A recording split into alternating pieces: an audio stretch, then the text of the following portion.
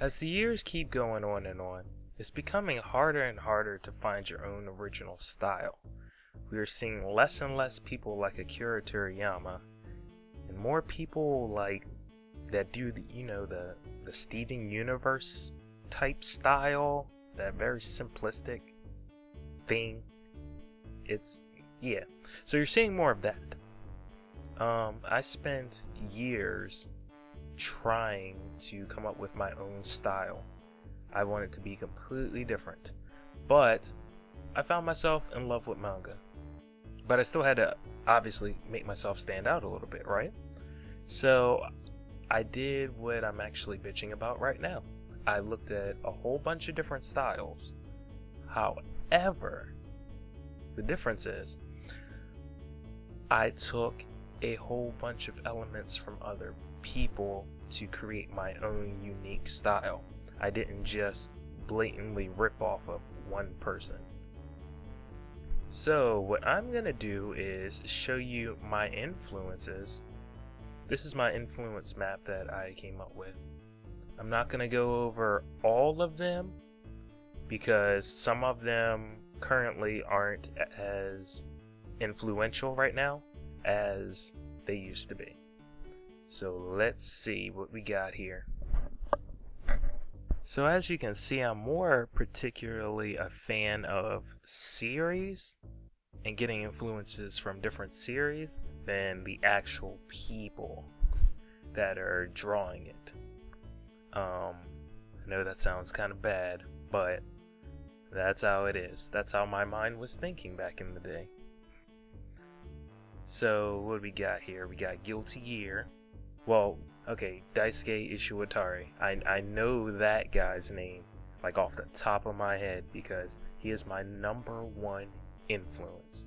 He is his character styles is just so unique. Like his characters look so cool. You've seen Guilty Gear, you've seen Blaze Blue.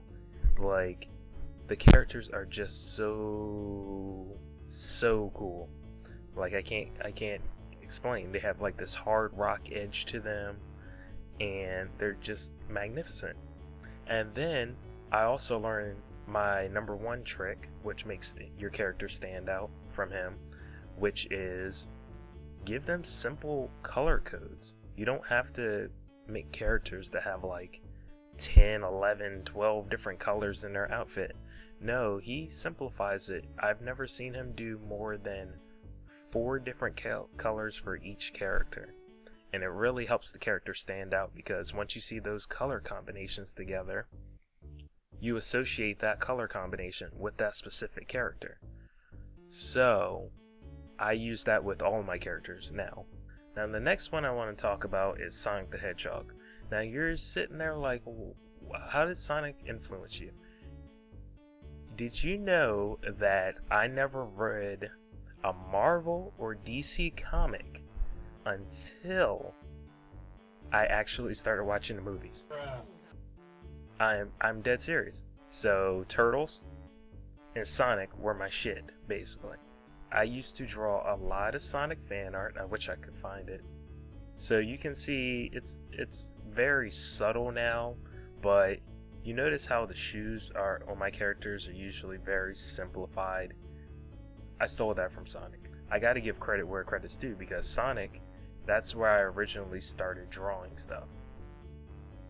My scary influences have changed because it used to be Silent Hill and Dead Man Wonderland. I guess you can call that a little scary sometimes, but it's currently Junji Ito.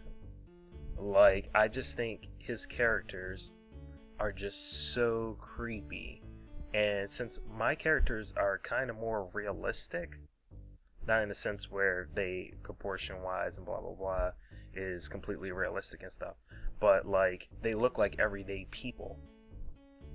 Because of that, I turned to him because he makes everyday people seem so creepy, and he does it very subtly.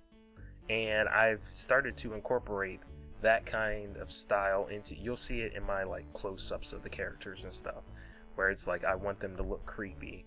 I'll start using some of his techniques because he's just hands down a master. I can't say anything else about him. He's great.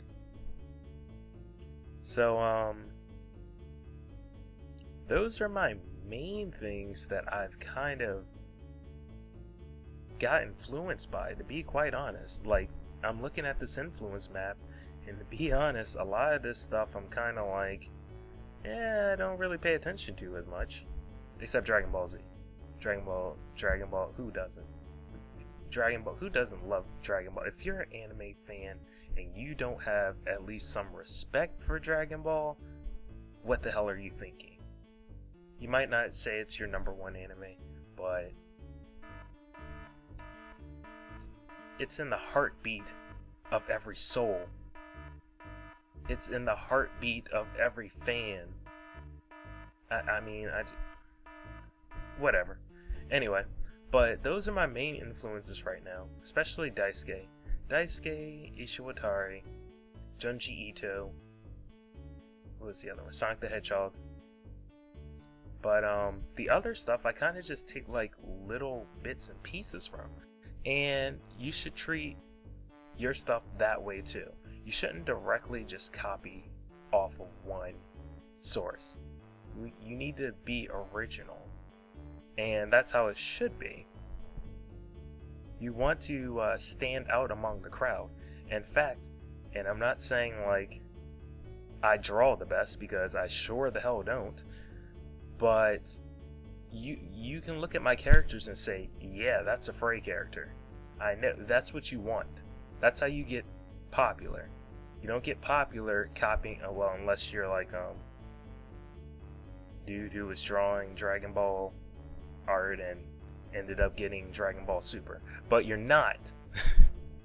That's like a rare thing that ever happens, where you're drawing all this fan art and then the creator of that series is like, hey, well, you're gonna draw my series. It's a rarity. So I don't know, I'm rambling, I guess. But my point is, if you're going to copy styles, which is perfectly fine, you need to incorporate multiple sources. You can't just take your biggest influence and just blatantly copy their style. Did you know, this is a fun fact, that every time you hit that subscribe and that notification bell, an artist gets his wings? It's true.